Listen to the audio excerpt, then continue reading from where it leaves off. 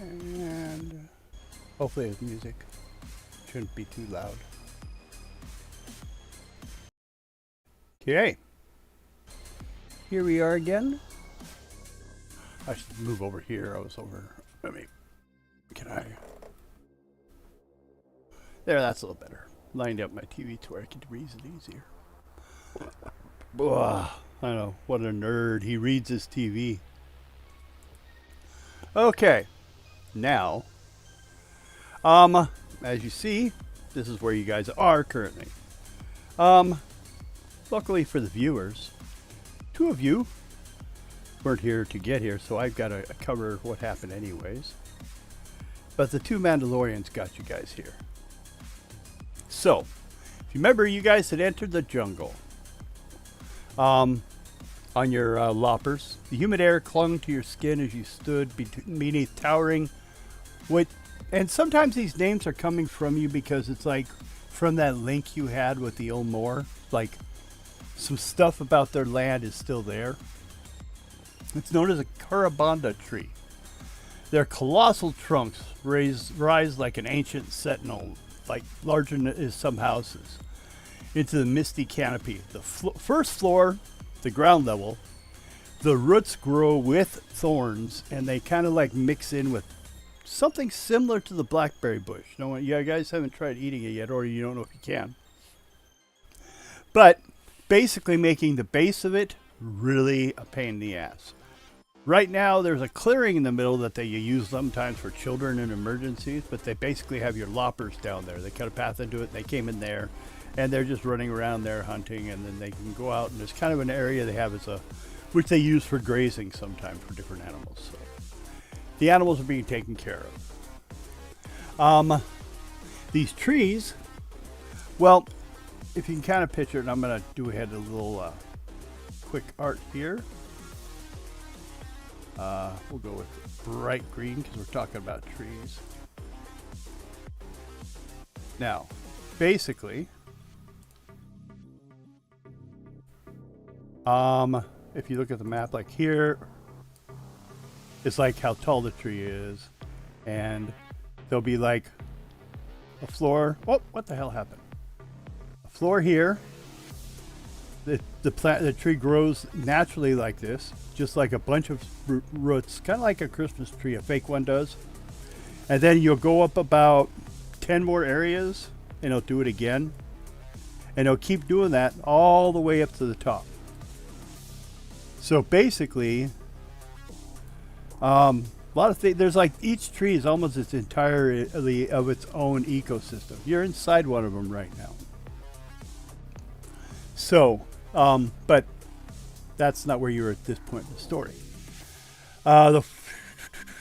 Above, the dense foliage filters the light into a dim green-tinted twilight, broken only by the sudden flash of blaster fire you suddenly hear. A sharp crack echoes through the trees, followed by a high-pitched, inhuman scream.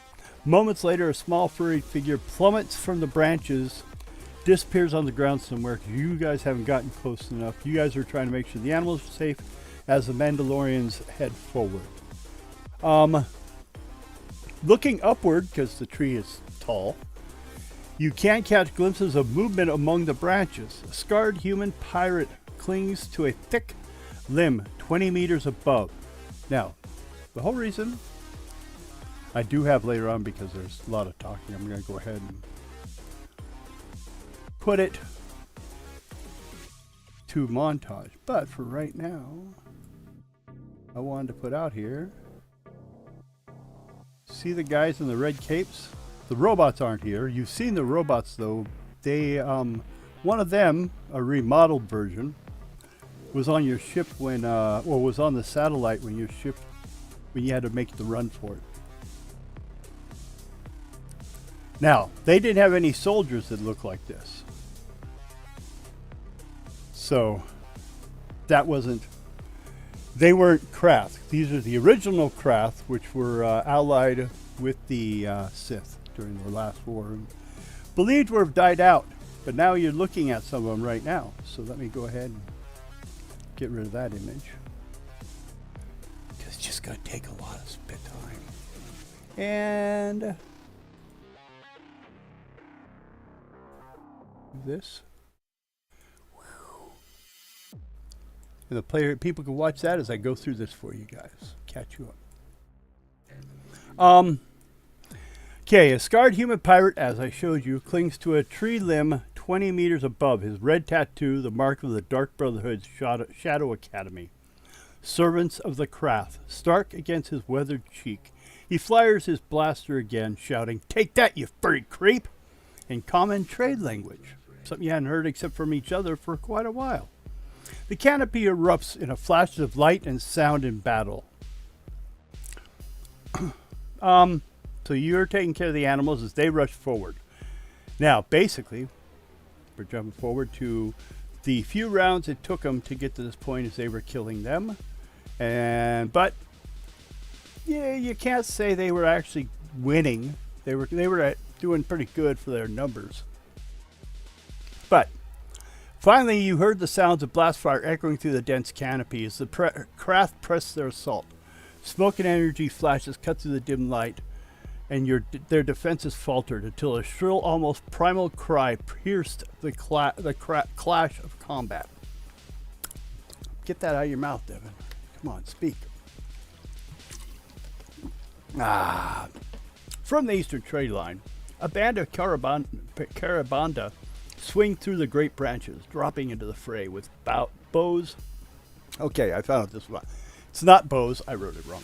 They're blow darts and knives glinting. Their normally bright fur is streaked with dust and blood, their eyes wild with fury. Without hesitation, they charge the craft positions, losing darts and shrieking battle cries that speak of vengeance long delayed. The Carabanda fight with unrelenting ferocity, seemingly heedless of injuries. Every motion is a blur of instinct and rage driven by the old hatred. It becomes clear that these warriors know the craft well, too well. Word spreads quickly the craft had been raiding a Carabanda village not long ago, hunting them for sport. The Carabanda have come for blood. The tide of the battle quickly shifts. One by one, the craft fall, their lines collapsing amid the chaos. As the fifth warrior drops, the surviving four suddenly break formation without a word, then vanish into the thick forest. It actually only took two more of them dying, so, Blindly as they retreat within seconds, the jungle swallowed them whole. The terrain is too dense. You realize grimly that these soldiers will not let themselves be taken alive. The Carabanda's wrath terrifies even them. When the last weapon falls silent, the Carabanda begin to tend their wounded. Their battle frenzy ebbs, replaced by exhaustion and quiet grief. A few glance around your group, curiosity mingled with suspicion. You can feel their uncertainty. Who are these offworlders? They're probably thought that fought beside them. Why have they come to this area? The air is thick with a smell of ozone and blood. For now, at least, the fighting is done. Now, they go ahead and convinced you guys to follow them back, because they're basically who the Olmor told you to find. So, they walked you to their actual main tree in this area.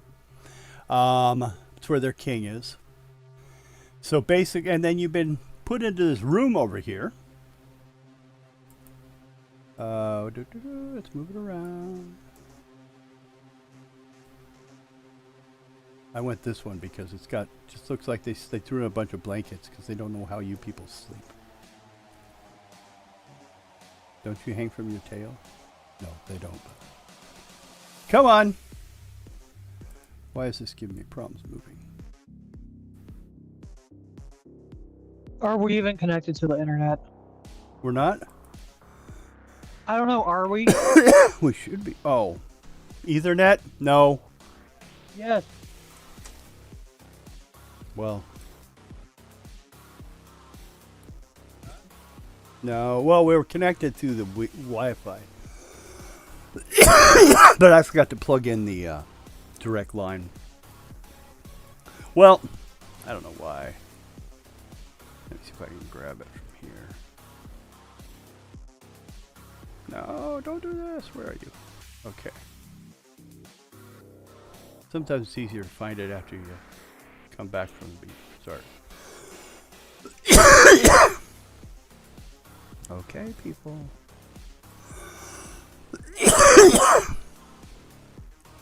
See, I don't think I could do it. Well, let me go check.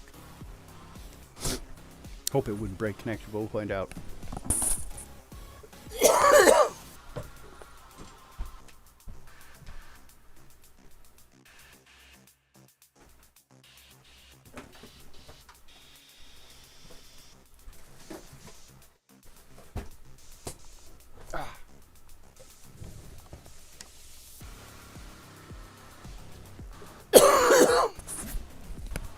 Now let's see if I can change it.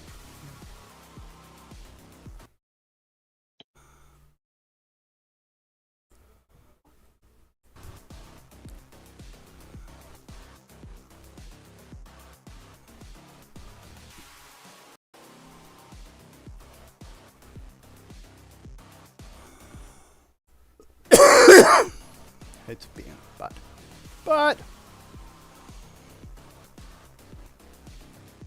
I've even closed windows already. Okay, I know one thing to do.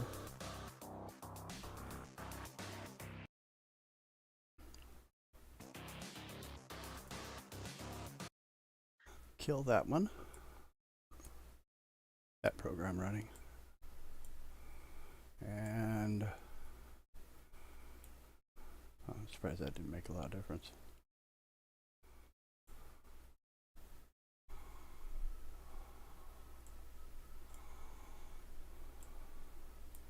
Ah, it's finally starting to move some. Maybe it's because I finally realized it's plugged in. Rose is off the map. Is Rose out here still? Yeah. There she is. Okay. It might be resetting with all this crap. Yeah, I can see her now.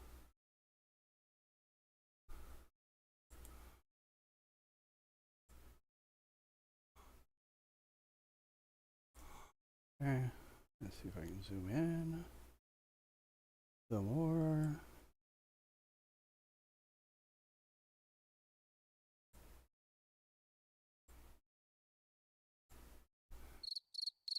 Come on. You can do it. You can do it.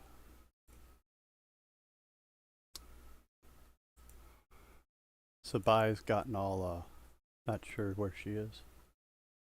I see a black image.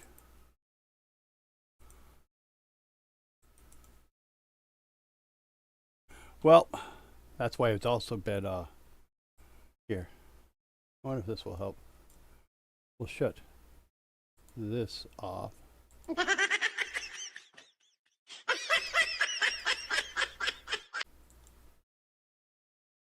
And fade that over. Okay.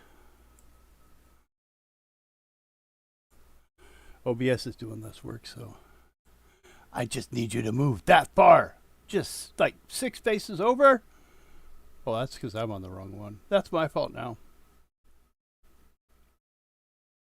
So, oh, I saw her back a second.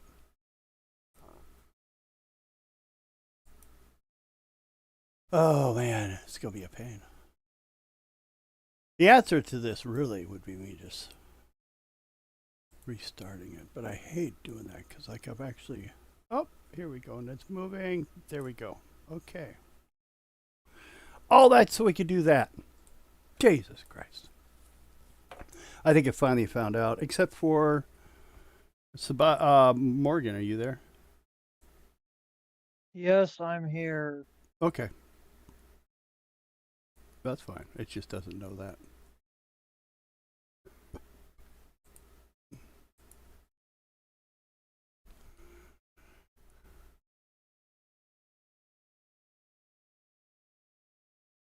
Okay. Come on. A little further. And then we will hopefully be done with this. And we can get through stuff. Maybe we'll actually get to do something. Although, it's kind of annoying that I guess he could have He would have cheated anyways. So can Morgan. They have jetpacks. Basically, if they fall, there's a chance they can catch themselves on the way down.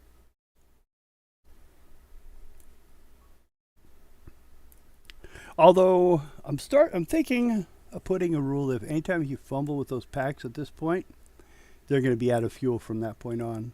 What do you think? Do what you want. Well, do you think it sounds reasonable? Yeah, I guess. Okay. Well, because we don't want to have to sit here and take the time to actually have to actually count everything. Come on.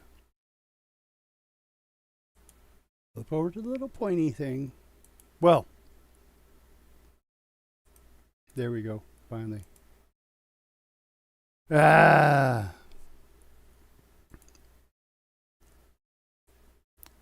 Okay, now, after hours waiting beneath the green twilight of the canopy, you're finally summoned by your Carabanda or Banda escorts. They lead you upward along swaying rope bridges, emerging at last to a wide platform. Oh, look. It says your connection to the server has been interrupted. Oh! So it may not have just been us.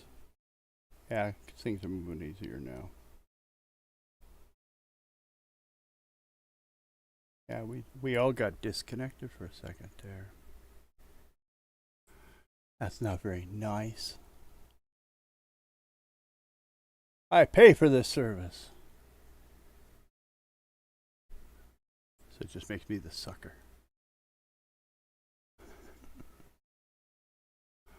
Okay. And oh, big KB. Now, his head is. He takes you to one of these. He's a slightly larger one with a redder color to his fur. He's seated atop a throne carved from gnarled wood and festooned with feathered idols. Sits the vibrant Carabanda. His head is crowned with vibrant headdress of colored feathers, and his chest glimmers with amulets of jewelry. A circle of solemn women stand close, radiating authority. Your approach is announced in Carabanda tongue. You kind of feel that's what's happening. The chief lifts his furried, trembling hand and studies you intently. Then in slow, broken pan-galactic, he addresses you. Who you? Why come to our trees? You fight demon from sky. Why? The gathering Carabanda shift and murmur, every eye upon you. The silence is heavy with expectation. What will you say?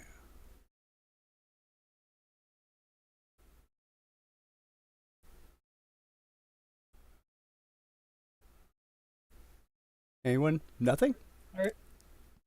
Well, I'm looking at my charisma and seeing what I could use for this.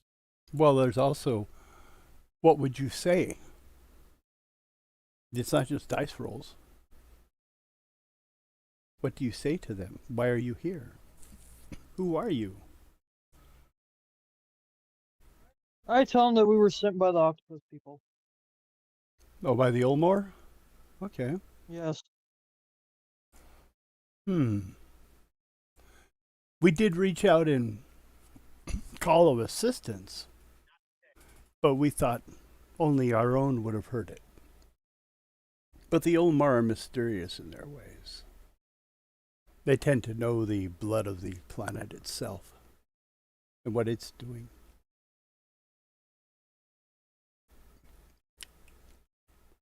So, and then anyone else? Rose, you want to say anything? We are not here to do any harm. Okay. We're here to help you in any way we can. Well, then it is possible both your requests cannot be complied. Someone is going to be harmed. Much as the people you fought, the devils from the sky. So, but if you do not wish to help us deal with them, well then, you may just hang around or whatever. Because, and he rises from his throne, his age is suddenly radiant with pride and ceremony. He calls out in galactic basic, his voice echoing across the wooden platform. You help us! He pounds his chest. You're friends. The wave of jubilation sweeps the crowd. Drummers begin to deep pulsing rhythm, and the assembled carabanda erupt in a joyful dance. Vivid feathers swirling, laughter ringing in the jungle heights. Bright-eyed children weave between the dancers and the elders as they clap to the beat. One by one, Aramanda, one of the monkeys, approaches you. Each of you. She has broken Pangalactic, like he's learned it. She's learned it from him. She's one of the wives. With a reverent nod, she presents a small token, a feathered pendant to each of you, a carved wooden idol, a string of colored beads, each a symbol of thanks and humility. The chief smiles with gratitude, but offers nothing too grand. For in Carabanda tradition, such gifts would be an insult. After the tokens are exchanged and the wild celebration continues around you, the wife leans in, lowering her voice so only you can hear others, like you, taken by demons, held not far in Sky Place. If you want, guide will take. Show you way to Demon House. He gestures to a young Carabanda scout who bows, ready to lead you through the wild heights to the lair of your enemies, it seems. As feasts continue, he's talking with him. As feast continues, you're free to eat, rest, and prepare for what lies ahead. Your mission now clear, your allies beyond these branches. But you will be going through a period where there will be some physical, some actual challenges they'll bring you. There'll also be like subtle challenges, like if this person needed something, did you help them? Kind of judging your character. Because what you did get out of them, which you would have had to find out yourself, is they're preparing a battle. They're attacking those people that at their camp that you guys had already fought. At least two of you did. So, they need to know how much they can trust you. There's like, basically, like I was explaining to Morgan earlier, you look at it between 1 to 10. And when different things happen, different points, you get points or not. And I'll just kind of keep it running till, if you're, depending on that point level, is how much you'll be trusted. And it's not always simple. Sometimes it's like questions of, like one is you actually have to come up with one of the things you've learned about animals on this planet throughout this whole game. That's a knowledge test later. But just to give you a heads up on it. Let's see, where are we? These are the ranks. Okay, so that's done. I think we've caught up on that.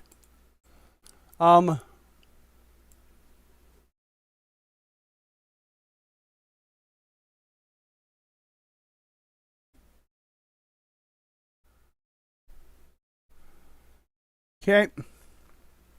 Basically, during the next while, you are being judged. So, if you feel it's really happening, don't worry. Okay. What the hell is wrong with it today? It can't keep people connected. Well, there's also the issue of, and I could probably get you all the way to the point. Which sucks, though, is because of what's going on. There was one big event going on later, followed by some smaller ones. But you're minus a player. We don't know why. So, let me go ahead and see. Okay. Now, remember the guy that was standing there? That was talking with him? Yeah. Okay. Well, afterwards, after everyone ate, first thing to ask, is there anything you guys do, or do you just sit at your tables alone during the entire feast and ceremony and celebration? Monkeys are dancing and skittering, as I kind of explained more again on this one. Although you've probably all been at the monkey cage at a zoo, and it's kind of what it sounds like. But the difference is they are talking to each other. And they probably are talking about you. But they have a good sense of humor, but you know. So, anything you guys do? I try to talk with a few of them. Okay. Go ahead with a charisma check. Or persuasion if you want. Well, you don't know what you're after, so just charisma.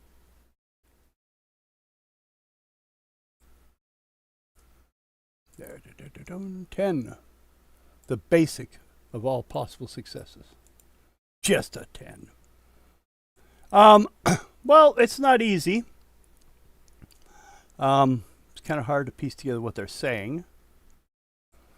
But sometimes, like charades, basically, let's say, works a lot of times. They will, they can piece things together a lot of times, as long as your concepts don't involve like technology. They're a primitive species. They're not dumb. They're just at tribal level, and they've never seen a reason to get more so. So, the guy that you are following, is he basic? Well, you guys, anyone else want to do anything? You talk to him. I got that. You only rolled a 10 though, but it is an effort. Anyone else? Rose, what are you doing? I can try to talk to them, I guess. Roll charisma.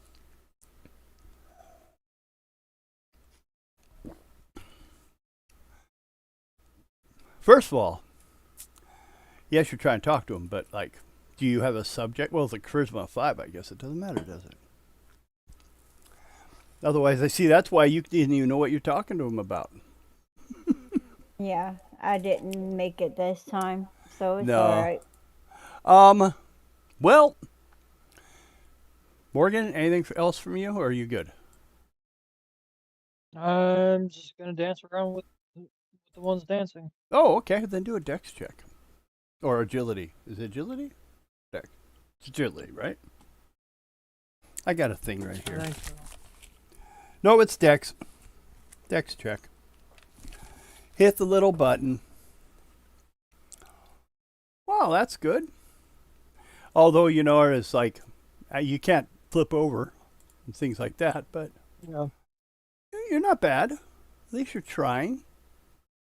We can give you some attention for that. They'll bring you some bananas and stuff. But they are noticing none of you are eating. So they'll bring you food. Okay, I'll eat it. Okay. So will I. Okay. Both of you make con checks. See if it's all right for you. Okay. You're all right. It's over 10. Oh, wait. Let's see. Yep. Okay. So, you ate. Probably hungry anyways. Well, after that, he gets your attention and waves for you to follow him. So he heads over to where there's a rope with a bunch of knots in it and stuff. That way the little kids can climb. Climb is dizzying but exhilarating. The wind hums through the leaves, carrying a sharp scent of resin and the distant calls of forest beasts. The humid forest is alive with a buzz of small alien bugs as you tread carefully amid the sprawling canopy of walkways and rope ladders and stuff going up. You're not like climbing the branches. There's actually a path to take. Actually worn, like you see this area on the map where you can see the flat tree? That's like a worn area where just walking on it has worn it thin there. Sunlight flickers in patches, eking through the gauzy layers of silver-green foliage. The air tingles with anticipation. Today you seem as guests of honor, the first outsiders in decades invited to join the Kurabanda hunt. As you guys are climbing and climbing and climbing up to the top of this tree. So let me go ahead and grab you guys.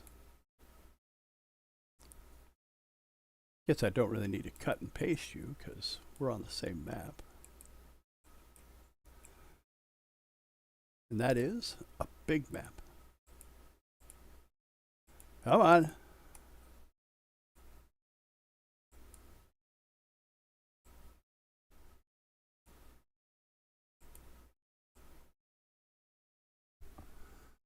There we go. Okay. And we might be able to cheat. And if I hit paste party, will you guys show up? Yes. Aha! So, you guys arrive, I guess except for Darman, really, but... Or, what time is it? We're not very late into this, are we? It's too fucking early. 7:36. Yeah. Well, I'll explain what's going on. You guys can then make a final decision yourselves. But, there tingles with anticipation. Today you seem to guest of honor outside, blah, blah, blah. As you gathering place, Armanda, the wife of the chief, commands attention, perching confidently and massively arching limbs. All-seeing eyes reflect the glimmer of distant plains, a riot of feathers. Oh, wait, no, this is the chief. Sorry. His large, all-seeing eye reflect the glimmer of distant plains. A riot of feathers crowns his head. I should use adjectives and say who they're talking. Bright and riotous. He draped a ceremonious sashes woven from forest vines, each knot signifying a past victorious hunt. You are, first of all, you're on this tree, which gets damn high. I mean, you're starting to hit some cloud level. And you're at the edge of a cliff, which is equal distance straight down. There are hang gliders up here, primitive-made hang gliders. But there are 4 specifically that are larger than all the rest. Okay, around the king, as we mentioned, that's seated. Okay, around the king, a dozen Karabanda chatter and leap, their prehensile tails coiling tightly around the bows as they prepare gear. Their bows are their blowguns are carved from from native woods, wood padded fingers, notching or getting poisons with deft ease.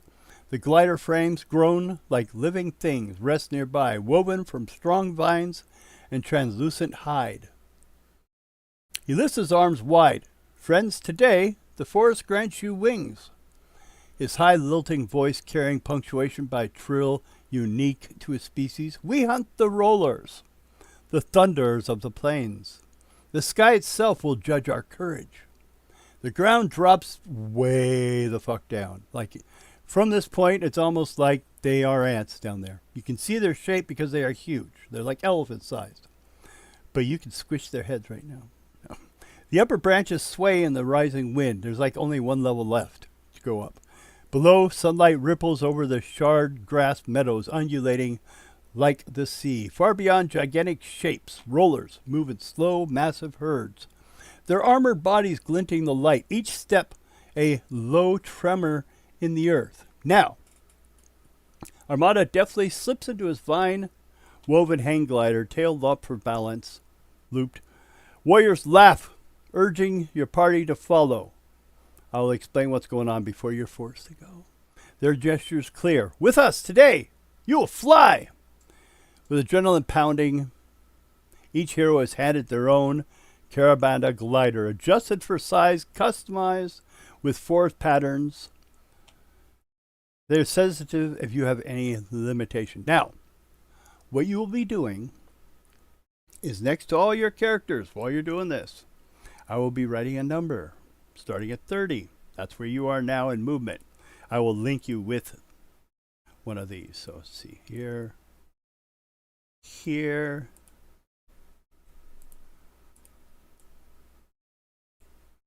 there.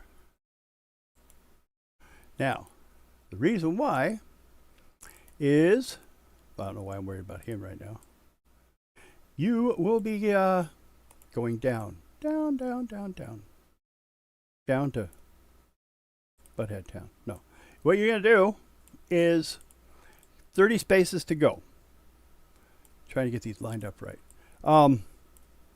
Good enough.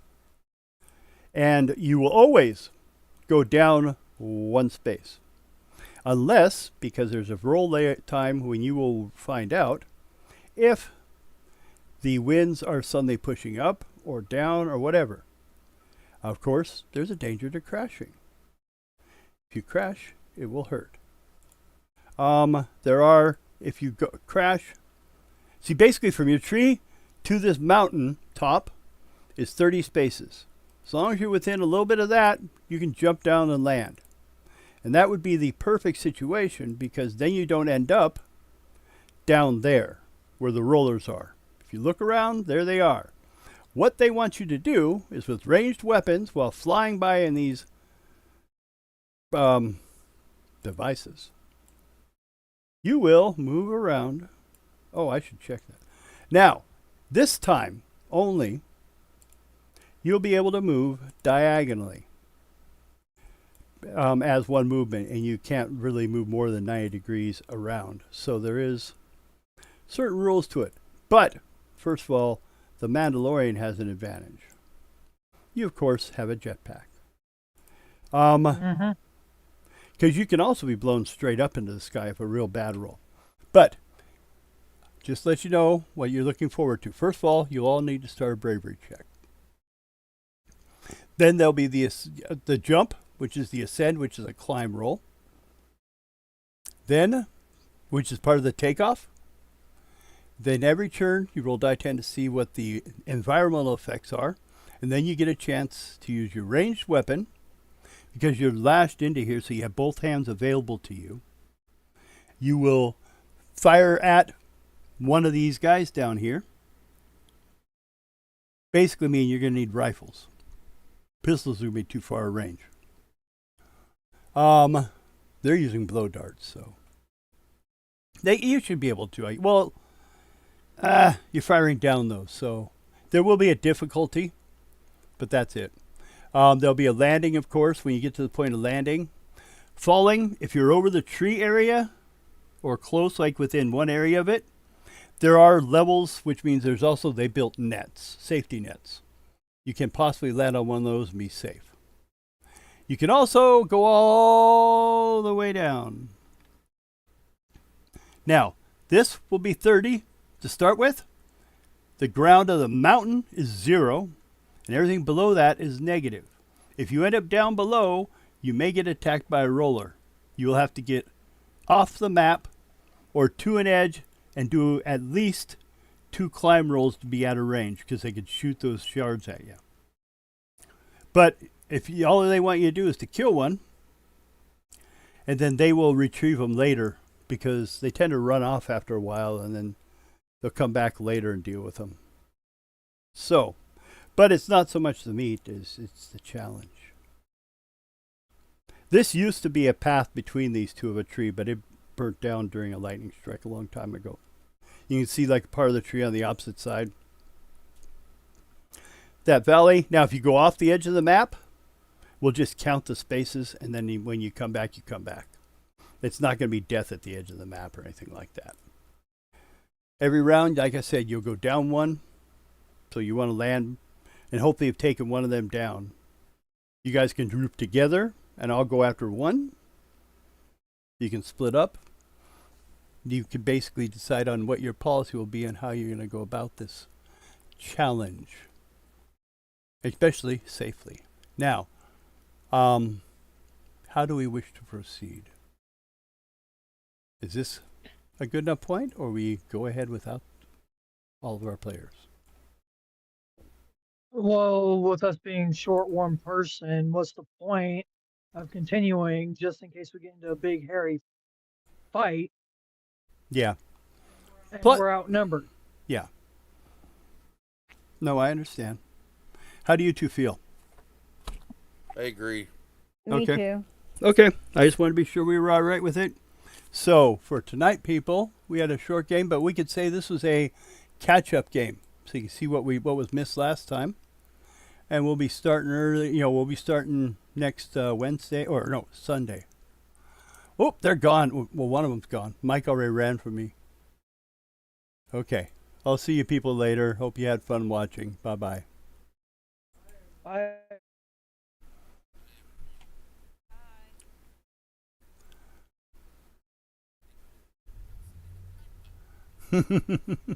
That's all right.